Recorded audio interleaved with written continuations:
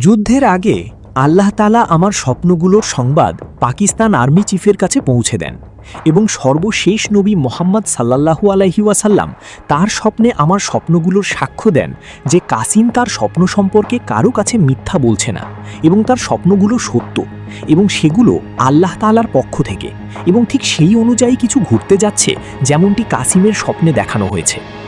এরপর পাকিস্তান আর্মি এবং পাকিস্তানের জনগণ আমার স্বপ্নগুলো বিশ্বাস করে। এরপর পাকিস্তানের সেনাবাহিনী এবং জনগণ ইসলাম ও পাকিস্তানকে রক্ষা করার জন্য সাহসী পদক্ষেপ গ্রহণ করে। পাকিস্তান শাসিত হয় এমন লোকদের দ্বারা যারা পাকিস্তানকে ভালোবাসে, যারা আল্লাহর অনুগত এবং সর্বশেষ নবী মোহাম্মদ সাল্লাল্লাহু আলাইহি ওয়াসাল্লামের অনুগত এবং যারা আন্তরিক।